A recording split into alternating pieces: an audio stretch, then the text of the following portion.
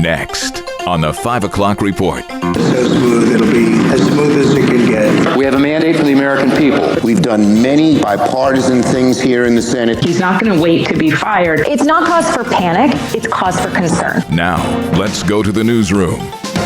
He's back in the House. A transition that's so smooth, it'll be as smooth as it can get. Good afternoon. Thank you very much for joining us. I'm Mark Webster. That's Donald Trump, President-elect Donald Trump, who took a victory lap of sorts in Washington today, meeting with congressional Republicans, and then at the White House to talk transition with President Biden just over 2 months before Trump moves in and Biden moves out. The public portion of the meeting brief and cordial, though the most warmth probably came from the roaring fireplace behind them. Congratulations. Thank you. And looking forward to having like we said, smooth transition. And politics is tough, and it's in many cases not a very nice world, but it is a nice world today. Trump stayed about 2 hours before heading back to his house in Florida. Speaking of his house, it looks like the House of Representatives will be Trump's as well. NBC and CBS, among mainstream media outlets, now saying the GOP has the hat trick, winning the White House, Senate, and House of Representatives. CBS's Nicole Killian says that's a key piece of the puzzle for Trump. Certainly in terms of enacting a policy agenda, having this trifecta will also help him move swiftly, as well as both chambers to enact whatever policy priorities they have going forward. The GOP had already clinched control of the U.S. Senate. After a secret ballot today, the new Senate Majority Leader will be Senator John Thune of South Dakota. We have a mandate for the American people. We will make sure that the president and his team have the tools and the support that they need. I'm excited to get to work with this team right away. Thune vowed to push swift progress on some key issues, including border security and American energy independence. Thune beat out Senators John Cornyn and Tim Scott for that leadership post. Thune will replace outgoing Majority Leader Chuck Schumer of New York, who notes he's worked with Thune on bipartisan agreements. We've done many bipartisan things here in the Senate together, and I hope that continues. Meantime, Trump's list of cabinet choices continues to grow. Perhaps the most controversial to this point from both sides of the aisle, the choice of Army veteran and Fox News commentator Pete Hegseth as his pick for Secretary of Defense. With Hegseth and with others that have been named in recent days, you do see a through line. Trump does not care about disruption. He knows that Hegseth is someone who's going to come into the Pentagon, and he has been highly critical of the Defense Department and its leadership. CBS's Robert Costa. Trump's ascension means the end of the line, apparently, for special counsel Jack Smith. The lead federal prosecutor against Trump is said to be planning to step down before Trump ever gets into office. He's going to control how these cases wind down. He's not going to wait to be fired. Special counsel has to submit a report to the Attorney General. The question is, when is that report submitted, and do we see the report? Legal analyst Jessica Levinson. Another case of espionage has hit the U.S. government, this time involving a man hired out by the CIA, the leak involving Israeli retaliation plans against Iran. Federal prosecutors charged Asif Rahman, an employee of the U.S. government who held one of the highest levels of security clearance, with 2 counts of illegally transmitting the classified information. 2 sources familiar with the investigation and court records revealed the documents leaked by Rahman dealt with Israel's possible plans for a strike. They surfaced online in October. CBS's Robert Legary. Now, some economic news. Inflation. It was a big campaign issue. Today, we got our first post-election reading of the inflation rate, and it wasn't all that good. 2.6% higher than a year ago, up 2.4% from September. It is higher. It's not cause for panic, it's cause for concern. We don't like to see this move up, but this is not like we've seen it happen month over month over month. This is the first time that it's actually moved up in a while. Business reporter Kelly O'Grady. Also cause for concern in some new health news. There's a new study out that shows COVID-19 can be deadly for years after you get it. Researchers from the Cleveland Clinic and the University of Southern California found that those who get COVID are twice as likely to suffer a fatal heart attack, stroke, or death for up to 3 years after a COVID diagnosis. The risk is even higher for those who were hospitalized with COVID and or have a previous history of heart disease. How dry it is. That's the refrain throughout much of the Northeast. Drought conditions continue to contribute to wildfires, including a big one still causing problems on the New York-New Jersey border. It's crazy how dry it is all across the Northeast. We do have those red flag warnings in effect really for New England today. It does include portions of New York, but also up into Massachusetts, Boston underneath these red flag warnings today. Meteorologist Grant Gilmore, New York State has a statewide burn ban in place for the rest of November over those fire fears. Well, rain would be welcome, but it's not always welcomed. There's a disturbance in the Caribbean continuing to be monitored by forecasters. Hurricane Hunter aircraft and dispatched to investigate what's known as Invest 99L, which will eventually become a named tropical depression and then a tropical storm. They're expecting it could well eventually become a hurricane and probably hit somewhere around Florida. Still to come on the 5 o'clock report, some disturbing vandalism at the University of Rochester. Has drought dried up the Christmas tree supply? And we'll have some timely and encouraging advice on helping a loved one with dementia through the holidays. The call for tonight, moonlight fading behind increasing cloudiness. Cold, but not as chilly as last night. Low temperatures, mostly mid-20s to mid-30s. Then for the day tomorrow, ending up rather cloudy. A little rain arriving during the day in southwest New York, western Pennsylvania. Could be a few ice pellets or snowflakes mixed in initially. High temperatures, mostly 40s. Friday, clouds to start, then turning mostly sunny with high temperatures within a few degrees of 50. Thank you, Kevin. Sure was a chilly one this morning. Now checking the stories making news where you live across New York and Pennsylvania. Anti-Semitism rears its ugly head in Western New York. Anti-Semitic posters came up at the University of Rochester that have Jewish students and faculty. They're on edge. The so-called wanted-style posters depicted faculty and staff who've publicly supported the state of Israel in its war on terrorism. These kinds of posters will only actually fuel the fire and cause more hatred and divisiveness in our community. Meredith Dragon with the Jewish Federation of Greater Rochester. The university has a lot of work to do with the Jewish community to ensure that people feel safe and secure on campus, because right now they don't. It's not yet known who put up those posters. They were discovered on Sunday night and were very hard to get rid of because they were applied with a strong and damaging adhesive. Now, back to politics for just a moment. Pennsylvania Democrats are going to retain a one-seat majority in the State House. In the State Senate, Republicans rule the roost. That means divided government in Harrisburg once again next year. Senate Majority Leader Joe Pittman. Divided government is not dysfunctional government. We will work to compromise where we can. There were, in fact, bipartisan successes this session, says House Speaker Joanna McClinton, especially when it came to public education. When those school tax bills go out next year, they will see a reduction because House Democrats and Senate Republicans sat down and did the people's work. While Democrats cling to a one-vote majority in the PA House, Republicans hold an 8-seat majority in the Pennsylvania Senate.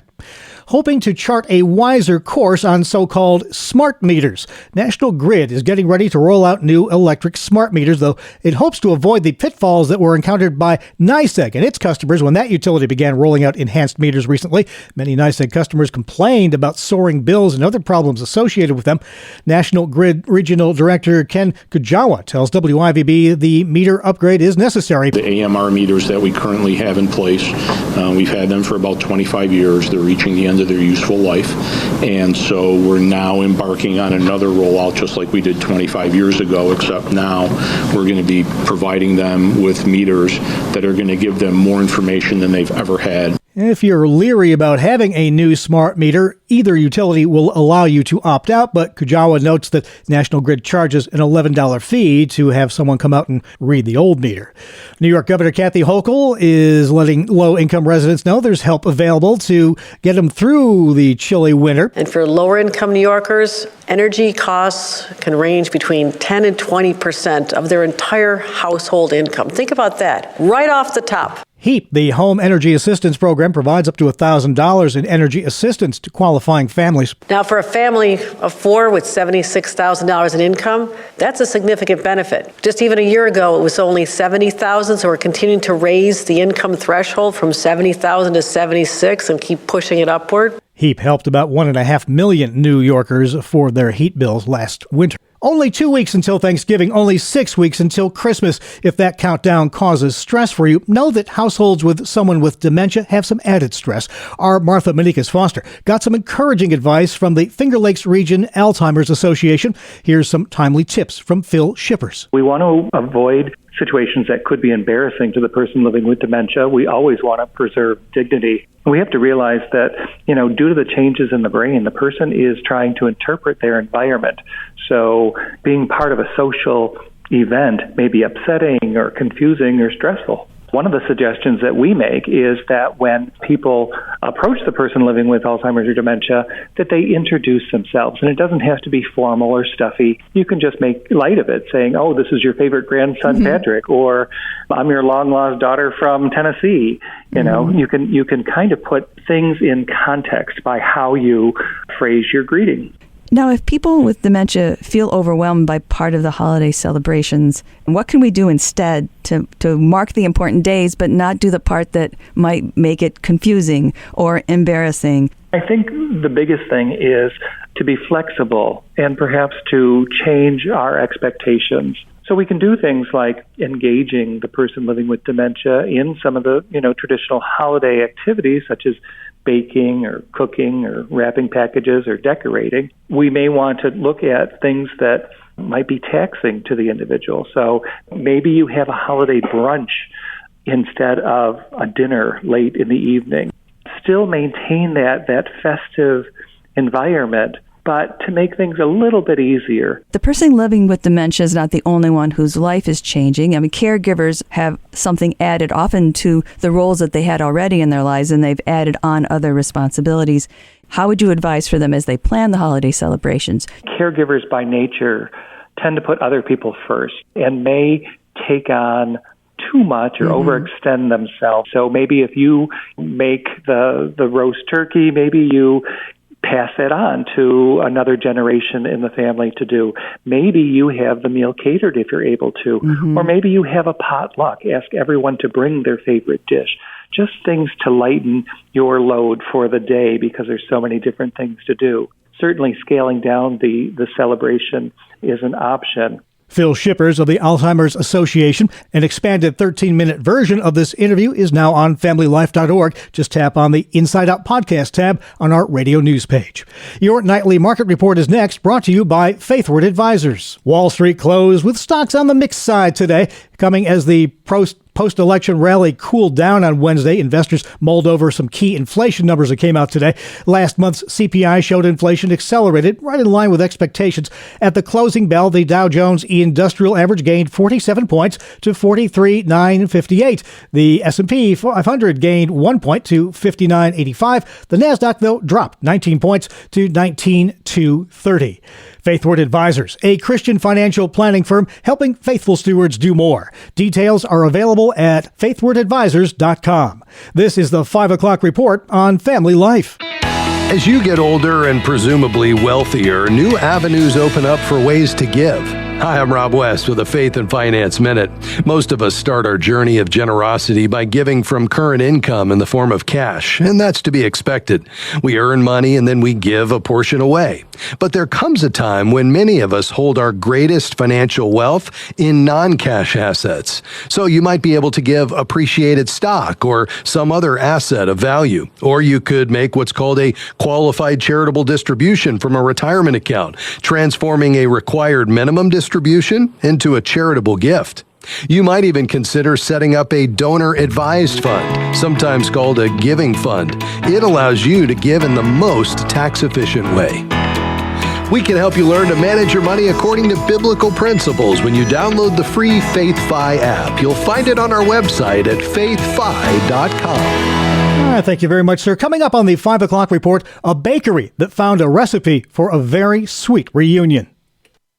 The chilly area is here to stay, but tonight will not be as cold as last night, partly the result of an increase in clouds. Those clouds are ahead of a disturbance that'll spread rain and a touch of snow and sleet to parts of our area later tomorrow night, the focus on western Pennsylvania. Moonlight tonight will gradually dim behind increasing high cloud cover and low temperatures in the mid-20s to mid-30s. It'll be rather cloudy on Thursday. A little rain arriving during the day in southwest New York, western Pennsylvania. Could be a few ice pellets or snowflakes mixed in initially. The high of 45 to 50. All right, thank you very much, Kevin Williams. Finally at 5. For years, 35-year-old Vamar Hunter had a favorite spot in Chicago, the Give Me Some Sugar Bakery, just a block from his house. Loved their lemon bars. Also loved chatting with the friendly bakery owner, Lenore Lindsay. Vamar recently found out he was adopted. He decided to seek out his birth mother. When she got his request, she gave her birth son a call. Wouldn't you know it, on the other end, it was Vamar. A sweet surprise indeed. It's the most joyful story and time of my life that in my senior years that all of this has come together. Vamar says this was definitely a God story. It's been a great experience. It further strengthens my faith. You can't make up for time and days gone by. What you can do is properly utilize the time that you have. Good advice there. Now they're cooking up sweet new mother-son memories together in the Give Me Some Sugar kitchen. And that's the world we live in for Wednesday, November 13th, 2024. Thank you again for joining us. I'm Mark Webster, Family Life News.